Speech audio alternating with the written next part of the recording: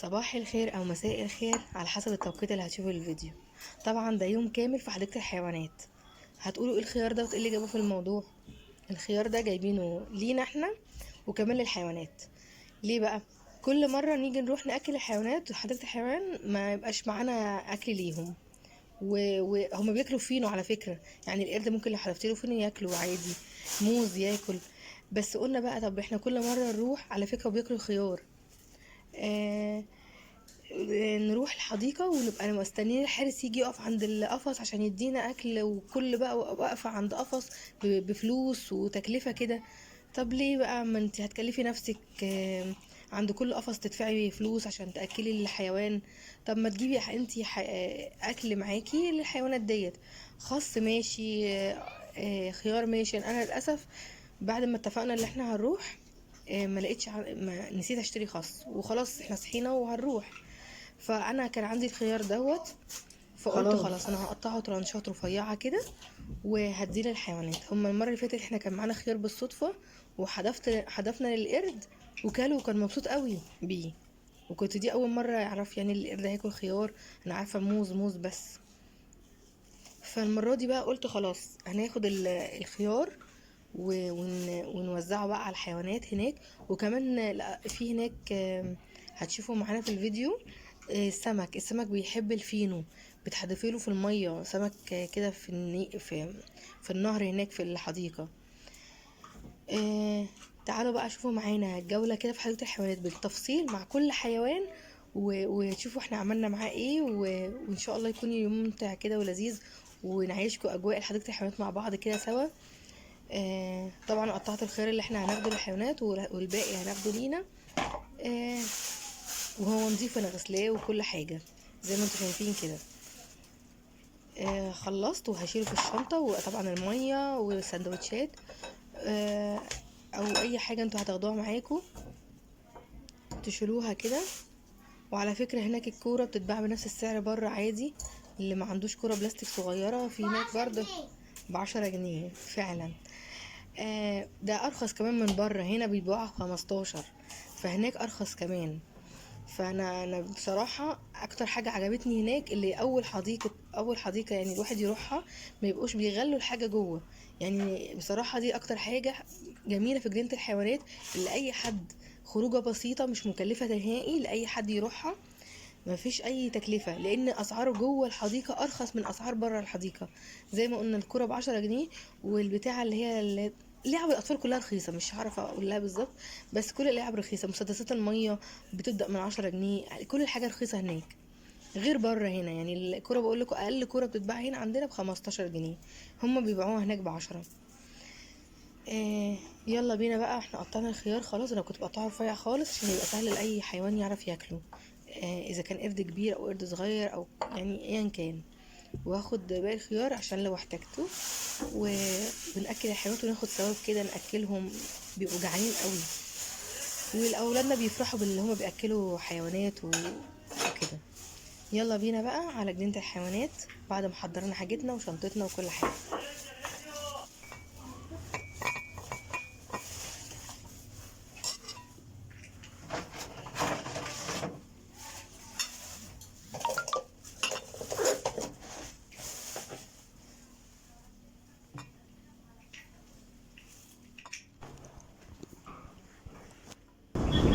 نزلنا من البيت وخلاص في طريقنا للحديقة. واحنا راكبين كده ناخدكوا بقى معانا في الطريق تعيش الجو كده معانا. احنا كده في طريقنا للحديقة. قلت اصور لكم الطريق كده واحنا رايحين.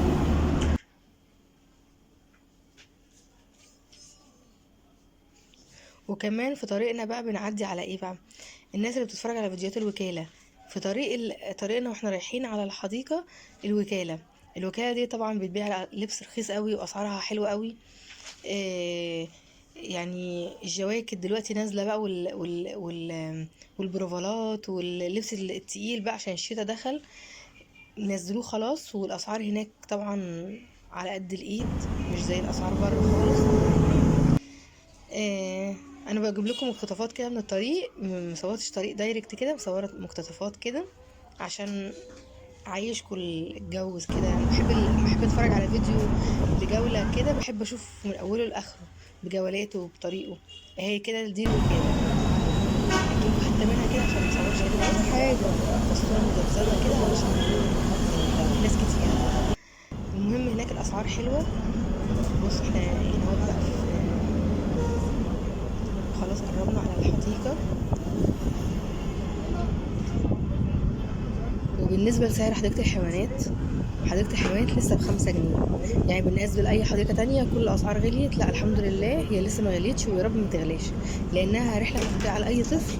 في أي وقت ممكن أمه أو يعني أو الأهل كده يلموا بعضهم ويروحوا جنينة الحيوانات. فياريت ما تغلاش، لأنها لو والأطفال اللي أقل من 6 سنين مش بيدفع لهم، فدي حاجة كويسة جدا. وفي حديقة بقى جوه حديقة الحيوانات هصورها لكم في فيديو منفصل، لأنها هي حديقة لوحدها، أنا أول مرة في حياتي أدخلها، فهصورها لكم في فيديو منفصل. حديقة روعة. أكيد اللي بيروح حديقة الحيوانات ما خدش باله منها، أو خد باله اللي فيه باب حديد كده مقفول، مش دايما بيبقى مفتوح. بس المرة دي سألنا قالوا لنا ده الدخول ب10 جنيه دخلت جوه الحديقة ديت. فدخلتها وصورتها لكم بالتفصيل. حديقة روعة، اتصور فيها أفلام عبد الحليم حافظ زمان، واتغنى فيها أحلى أفلام الأبيض وأسود. روعة روعة روعة. عمري في حياتي يعني ما دخلتها، فانا اتبهرت بيها. وخصوصا اللي عرفت اللي هي معموله من 160 سنه. يعني المكان اللي احنا دخلناه دوت من 160 سنه. ودرجه البروده فيه، بصوا هتشوفوا في الفيديو بقى بتاعه المنفصل، هقول لكم على درجه البروده ومعمول الكراسي معموله من قد ايه، والتصاميم اللي فيها ديت روعه روعه روعه. واول مره اعرف اللي هي جوه حديقه الحيوانات، انا كنت بحسبها اللي هي جنبها. يعني انا كل الافلام زمان كنت بشوفها فيها، كنت بقول نفسي اروح المكان العالي قوي دوت اللي بيطلعوا له بسلالم وكده، مش عارفه ده ايه. فشفته الاتاريه هو جوه جنينه الحيوانات، وانا ما كنتش اعرفه. طول عمري بروح جنينه الحيوانات وما اعرفش اللي هو جوه الجنينه في جنينه. يعني جوه الحديقه في حديقه واحنا ما نعرفش. فالمره دي اول بقى مره اعرف، وقلت بقى انا هدخله واشوف ايه دي بقى. احنا دلوقتي على كورنيش النيل. جميل قوي. الصبح بيبقى هادي وفاضي وجميل. وعلى فكره بالليل برضه ما بقاش قوي، يعني عشان عملوا اماكن كتير فيه. بصوا بقى الاسدين قصر النيل، لا الجو جميل والشوارع نظيفه وجميله. لا كان الدنيا حلوه. انا بحب خروجه الصبح بدري قوي دي 9 الصبح كده، بتبقى جو يعني ريحته حتى نقيه كده. يلا وصلنا حديقه الحيوانات جيزه زو. احنا دخلنا في دي ليها كذا بوابه، مش بوابه واحده. يعني حديقة الحيوانات ليها تقريبا، مش عايزة اقول عدد البوابات، بس ليها كذا مدخل مش مدخل واحد. احنا دخلنا بقى، نبدأ كده الجولة معانا. انا صورت لكم الباب من بره واحنا داخلين. ده الباب اللي احنا دخلنا منه. كله بقى لعب من بره، وترمس ولب وسوداني وحاجات من ديت عشان اللي عايز يشتري وهو داخل. وده الباب من جوه بقى. انا بعد ما دخلت صورت، ما رضيتش اصور من تحت لان الناس داخله زينا، فمش عايزه اجيب وش حد. جينا بقى للنعامه. تعالوا بقى نشوف بالتفاصيل كل حيوان. هنصور معاه وهنأكلهم، تعيش الأجواء معانا. أول حاجة بتصحى في الجنينة تقريبا النعامة، لأن في يعني كذا قفص للحيوانات مقفول مقفول مقفول، نايمين. فالنعامة هي الوحيدة اللي كانت صاحية في البداية كده الصبح بدري، نشيطة النعامة. بس مش عايزاني اصورها. بصوا كل ما اجي اصورها تمشي. بصوا ماشية وراها انا.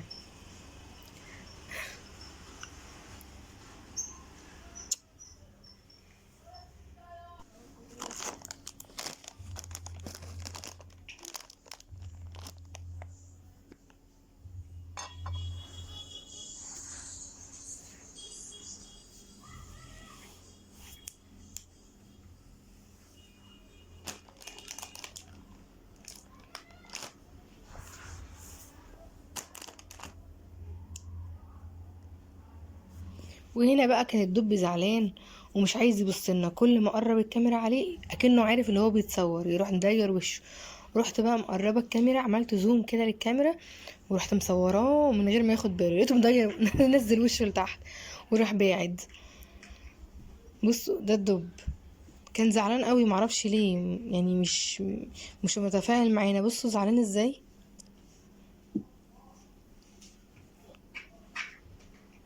والله نظرته حزينه، مش عارفه ليه. كان صعبان عليا قوي ومش عارفه عايزه العبه، عماله نعمل له حركات كده ونلعبه، بس هو بيداير وشه مش بيبص لحد ومتضايق.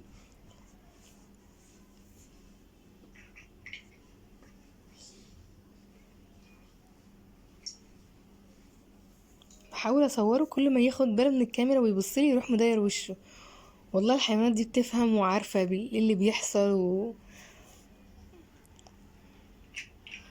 بص بعيد عني خالص. هنروح لدب تاني برضو، صاحبه التاني برضو قاعد الناحيه التانية، برضو مرضاش يتصور وراح دخل الاوضه بتاعته.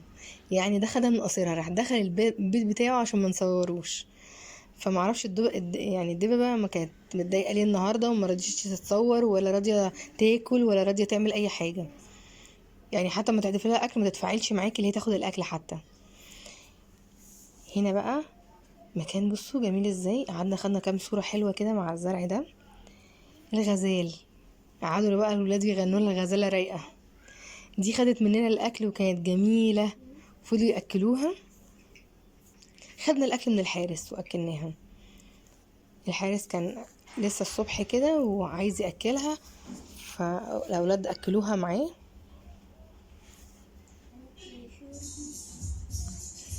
تفاعلت معانا الغزاله وعاشت معانا واكلناها كتير وكانت جعانه وخدت العصايه كمان بالاكل المهم اللي فيه غزلان تاني ورا، بس تحس ان هم مش جعانين. يعني هي الوحيده اللي جات لنا وواقفه معانا عماله تاكل. الباقي الغزلان واقفه ورا مش عايزه تيجي تاكل. بس احنا هناخد جوله وهنروح برضو مكان غزلان تاني من نوع تاني. ده نوع هوريكم اليافطه بتاعته تقريبا في التصوير هجيبها. ده نوع. هنيجي بقى للحمار الوحشي، وفضلنا واقفين ساعة انه يخرج من الأوضة بتاعته، مش عايز يخرج. يا أستاذ حسام اخرج، مش عايز يخرج. قالوا لنا خدوا جولة وتعالوا ارجعوا هيكون ان شاء الله صحي او خرج عشان ياكل. فقلنا ناخد جولة ونرجع له تاني. النهر ده بقى فيه ايه، سمك كده وتحدفوله، يعني الاكل اللي بقى نفع معانا نحدفوله فينو صغير كده بقى ياخده وياكله.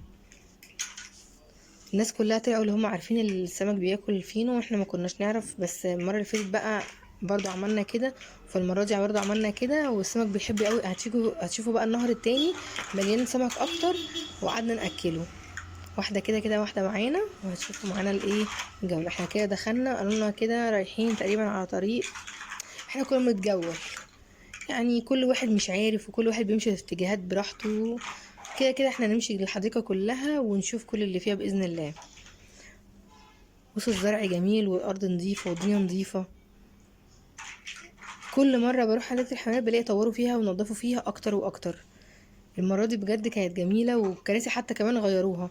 كانت في كراسي في اماكن شالوها وحطوها في اماكن تانية.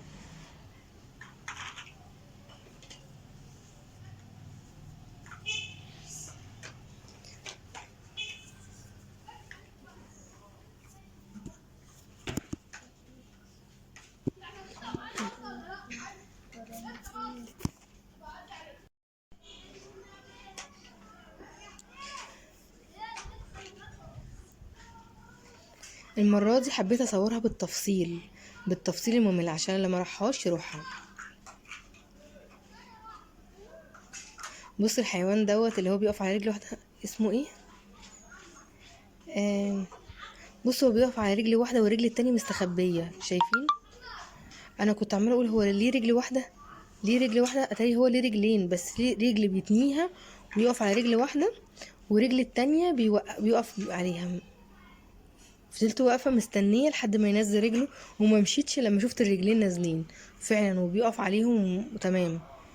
طب ليه انت بتقف؟ ليه بتجبر طائر الفلامينجو؟ هو بيقف على رجل واحده، بيقولوا ان عشان يوزن درجه حرارته او الطاقه بتاعته.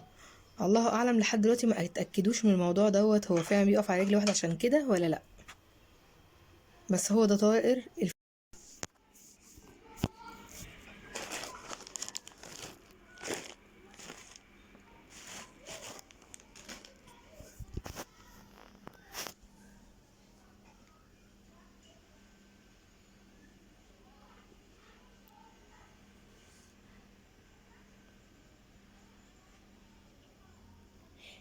وجينا بقى للنهر اللي فيه او البحيرة ديت اللي فيها ايه السمك.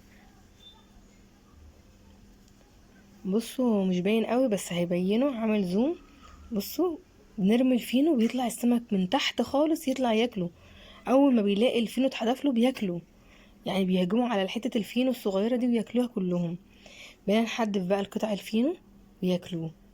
بصوا شايفين اهو بنحضف الفينو اهو، شايفين بيروحوا طالعين اول ما يحسوا ان في فينو اتحط، بيروحوا طالعين من تحت لفوق.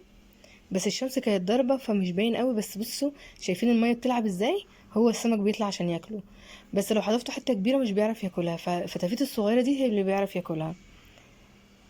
بقينا نحدف له قطع الفينو. بصوا ما دابت طلعوا ياكلوها ازاي، لما حته الفينو دابت وفرولت طلعوا كلوها برضو. يعني حتى لو كبيره اما بتدوب كده بياكلوها. كان شكلهم حلو قوي وكانوا جعانين قوي وكلوا يعني كلوا مع الاطفال هناك. بصوا دي الوشوش والفراشات اللي بتتلبس للاطفال البنات، برضو اسعارها حلوة. والرسم على الوش بيبدأ من 10 جنيه، ورسم الحنة على الايد بيبدأ من 10 جنيه برضو لو رسمة صغيرة. آه، بص الاماكن فاضية من كتر ما في كراسي كتير، اماكن فاضية، في ناس على فكرة في الحديقة كتير، بس في كراسي اكتر عند الاماكن الجناين فقاعدين الناس عليها.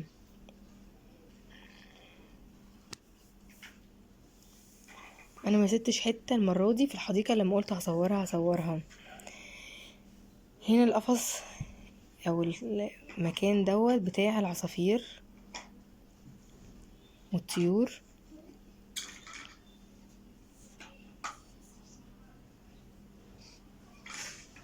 كل جزء فيه نوع معين من الطيور، كل ناحيه فيها نوع معين من الطيور، واحجام كمان مختلفه من كل طير. يعني مثلا ده الطاووس، هتلاقي الطاووس الصغير خالص والطاووس الكبير. بصوا دي بقى فاصل ما بينهم سلك. فده نوع من انواع الطاووس، والنوع التاني اللي فاصل ما بين السلك والسلك نوع تاني. يعني انا كنت بعمله قلت ده زي ده، لا طلع اللي في اختلاف. بصوا ده شكله عامل ازاي، عجبني قوي الوانه الطيف بتاعته اللي في جسمه، يعني الوان ازرق واخضر وبنفسجي. جسمه بيدي الوان حلوه قوي. كل بقى قفص بسلك في نوع طائر، وممكن يكون شبه اللي جنبه بس مختلف عنه في النوع.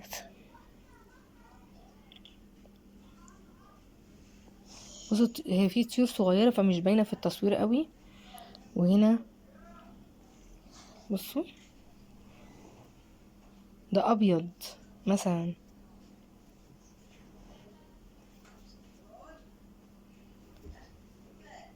كل واحد في قفص معين فاصل ما بينهم سلك زي ما قلت.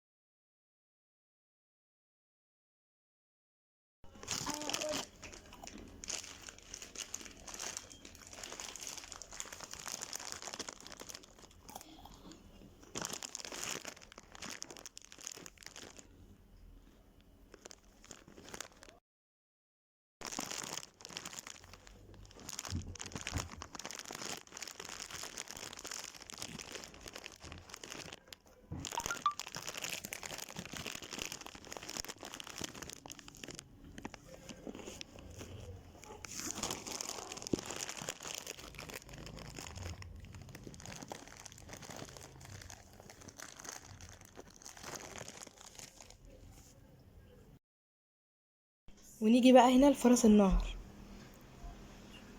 بصوا هو في كذا نوع فرس نهر هناك. ماشي، انا كان في واحد تحت المية حاولت افضل مثبته المية عشان يطلع، ما طلعش، مش عارفه هو يطلع فين. المهم جبت لكم بقى اللي هو طالع اصلا واقف فوق. بس بصوا بقى عمل نفس اللي عملته النعامة. بصوا اول ما باجي اصوره بيروح مداير وشه، اول ما عينه، بصوا هي عينه تحت اهي، اول ما بتشوفني بصور تروح لفه وشها او نازله او مديه اي اتجاه تاني. بحاول ابعد كده واروح مصوره، برضو بيكون عارف. فحسيتهم اللي بيزعلوا او بيتضايقوا الحيوانات لما بتتصور. والله حسيتهم ان هم فاهمين ان هم بيتصوروا عشان نشوفهم وكده. بص رفع راسه كده عشان اللي هو انت بتصوريني، فقلت كفايه عليك كده بقى عشان ما يبقاش متضايق اكتر من كده. مش هصورك تاني يا عم فرس النهر. ومشيت وقلنا نصور حاجة تانية. هنا مكان غزلان بس من نوع تاني برضو، كانوا تقريبا جوه في الكحول بتاعتهم او البيوت بتاعتهم بياكلوا، فهنلف لهم لفة ونرجع لهم تاني. دي النعامة. بصوا بقى النعامة دي نوع تاني غير اللي احنا شفناه قبل كده. بصوا ماشية وراها نعامة يعني اصعب من الاولانية كمان. دي نعيمة دي اسمها ايه؟ بص اول ما اروح اقرب لها تروح ماشيه مني، اروح ماشيه وراها تروح لفه تاني وراجعه، اكني واحد بعكسها مثلا. بصوا ايه ده، انتي بتصوريني؟ طب انا ماشيه، اروح ماشيه وراها، خلتني رايحه وجايه وراها كم مره. بصوا بتجري، انا ماشيه بالراحه، انا ماشيه قصدي بسرعه بس بصور ببطء عشان تتفرجوا معايا. مش عايزه كمان تاكل يعني. بصوا وقفت هنا بقى قلت اصورها ايه، اعمل زوم كده واصورها. راحت بقى اختي جت تصورها من الناحيه التانية، راحت شافتها راحت بصوا جريت جريت ما لحقتش اصورها، جريت جري. انا بصور ايه بالتصوير اللي هو ايه بطيء شويه. بصوا قلت والله خلاص ادام هي مش عايزه كده تصور، عماله تجري مني يمين وشمال ولا حد يصورها. بص تاني، انا قلت امشي بعيد واصورها من بعيد، عرفت ان انا واقفه بصورها، راحت رجعت تاني. قلت والله المره دي ما راجعه تاني، خلاص كده كفايه، دي اخر مره. انا عماله رايحه جايه رايحه جايه رايحه جايه عشان اصورك يا استاذه، مش عايزه تصوري براحتك، تتقلي علينا براحتك. هنا بقى رحنا للمكان ده.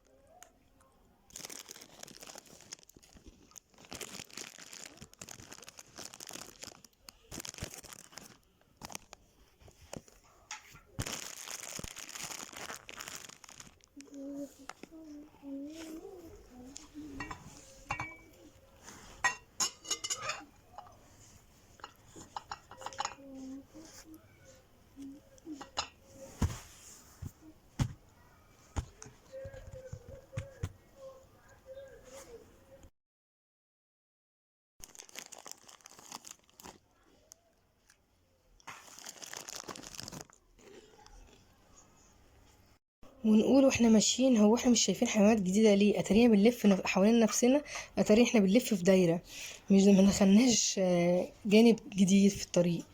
ولقينا تاني، وصلنا تاني لطائر الفلامينجو تاني. الحديقه كبيره وكلها لفه على بعض، ولو مشيتي في طريق فضلتي ماشيه فيه كده اهوت بطريقه مستقيمه هتلاقي نفسك بتلفي وترجعي لنفس النقطه اللي انت كنت واقفه فيها تاني. يعني مشينا شويه حلوين على الفاضي، وطريق فاضي من غير حيوانات، اتارينا بنلف حوالين نفسنا. وطائر الفلامينجو برضه بص واقف على رجل واحده. مش عارفه لحد دلوقتي ما تاكدوش او يعني ما يعرفوش هو ليه بيقف على رجل واحده. بيقولوا عشان يوزن درجه حرارته او علشان الطاقه بتاعته، الله اعلم من المعلومه دي. وده بقى جينا لكلب البحر زي ما بنقول كده. هو مكتوب عليه اسامي كتير وكلام كتير، بس ده بقى اللي كان معانا ولعب معانا وكان لذيذ قوي. ومن كتر ما هو كان لذيذ معرفتش اصور قوي الا لقطات بسيطه. ما يعني قعدنا نلعب معاه، ما لحقناش نصور بالتفصيل يعني قد ما لعبنا معاه. بص هو كان عايز يلعب كأنه عايز يخرج لنا بره. اكتر حيوان حسيته يعني متفاعل كده وعايز يلعب معانا. وسبت الكاميرا وقعدت العب معاه. هو انت ده فيه سور كده وممكن تلف وتدخلي له من السور ده وتبتدي تاكليه. وفي صحابه في الميه بيلعبوا في الميه. فاحنا ايه، دخلناه، لفينا ودخلنا له عشان ناكله.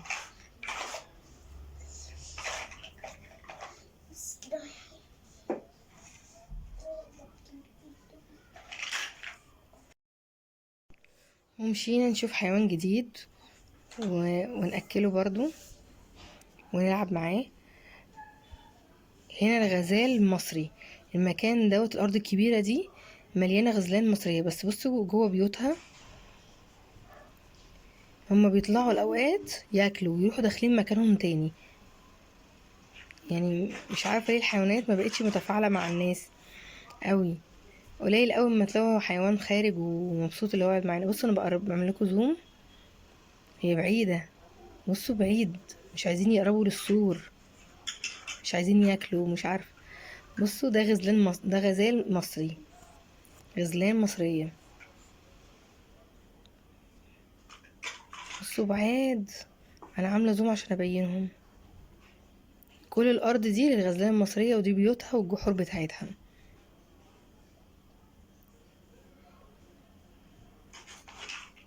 بصوا البيت بتاعها عامل ازاي، الجحر جميل قوي، عامل لهم تصميم حلو قوي.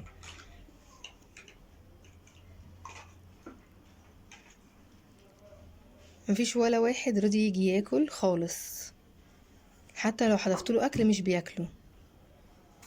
ف قلنا لهم باي باي بقى، مش عايزين تقربوا لنا، خلاص يلا باي.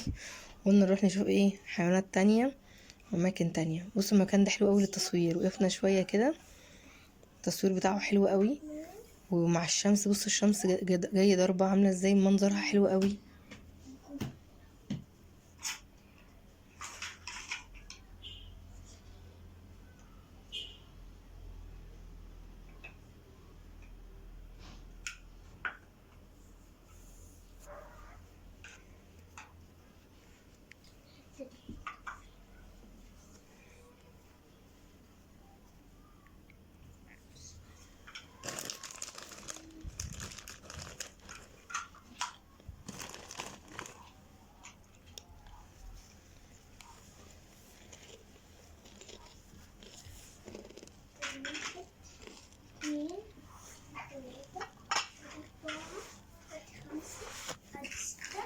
جينا بقى للقرود، جميلة قوي.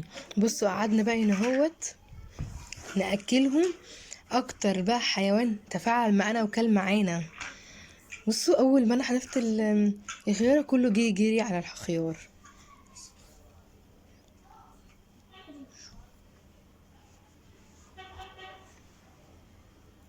بصوا هحذف تاني، في قرد هتشوفني من بعيد وهتنزل لي قردة كبيرة او قرد بقى، مش عارفة انثى ولا ذكر.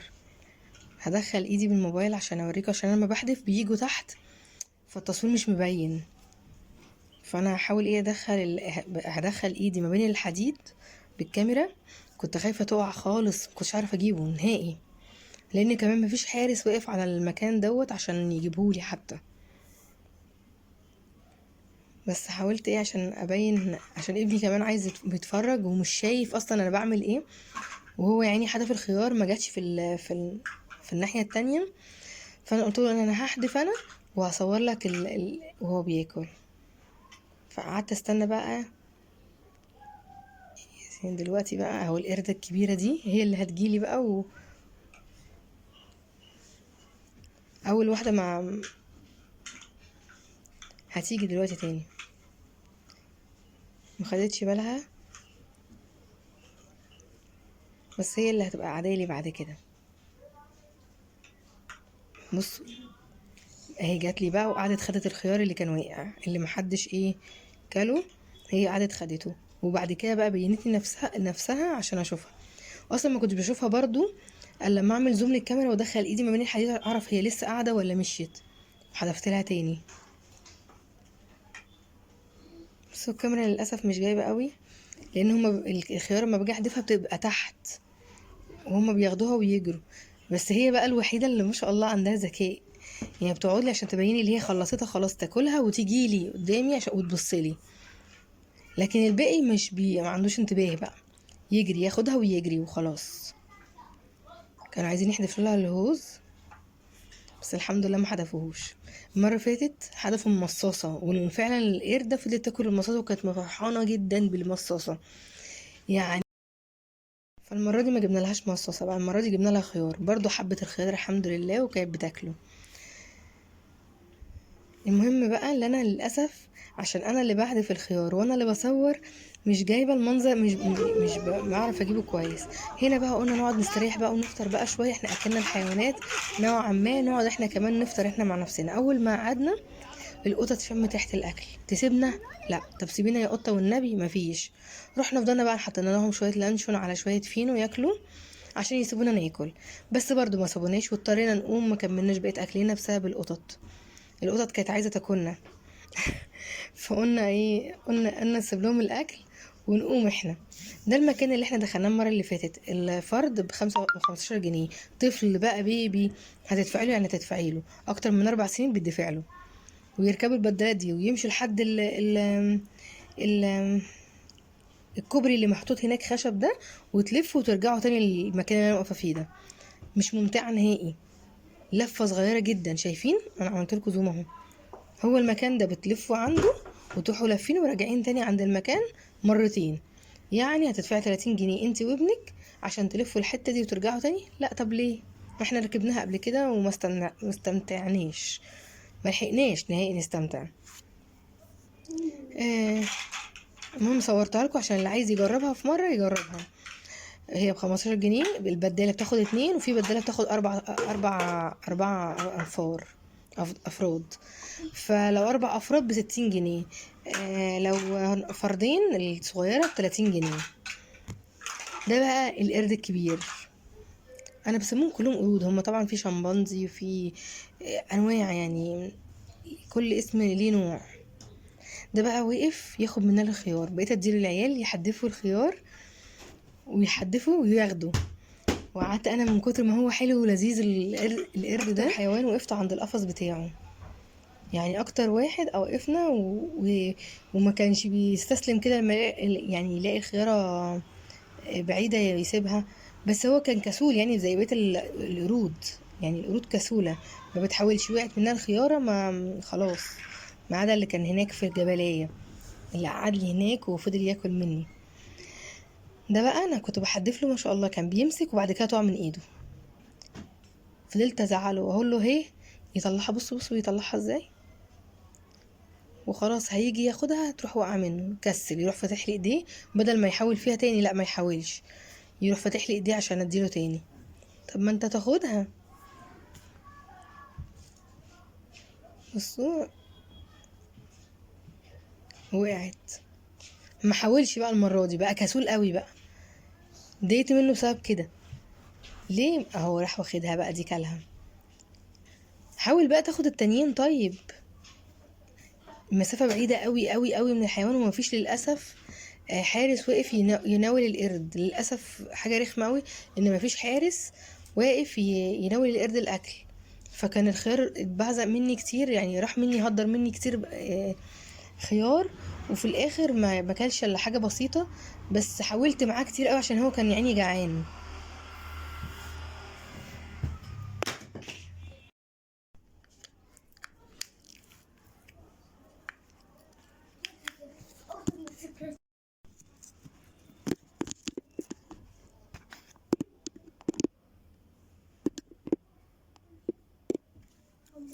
القرود دي برضو كان مكانها بعيد، معرفناش نأكلها احنا الخيار، والحارس قال لنا انا هديها، وكان بياخد يعني مثلا جنيه بتأكله 2 بس. ففضلوا بقى الولاد بالعصاية يحاولوا يأكلوه.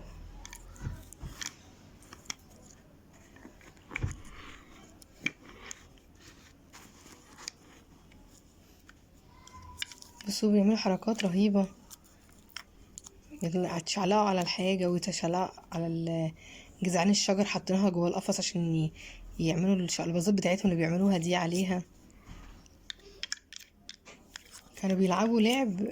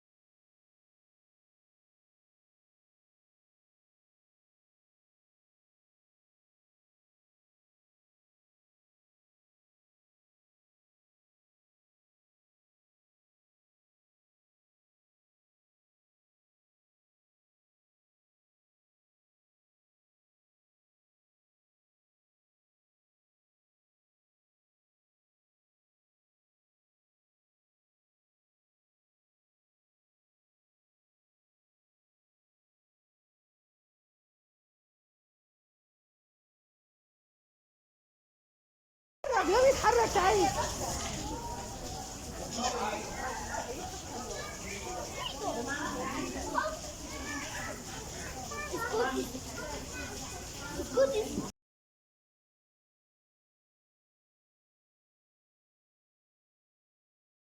مش عشان تشتغل ليه؟ عندك مين؟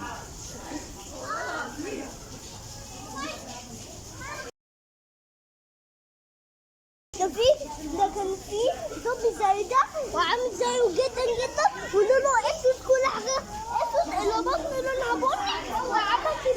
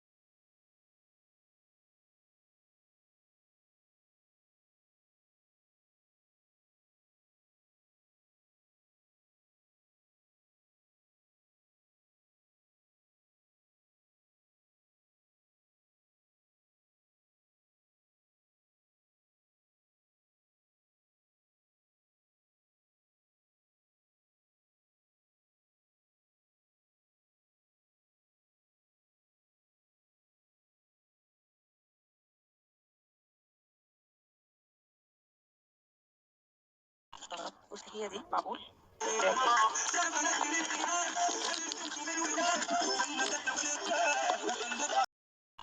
بص هي دي معقول.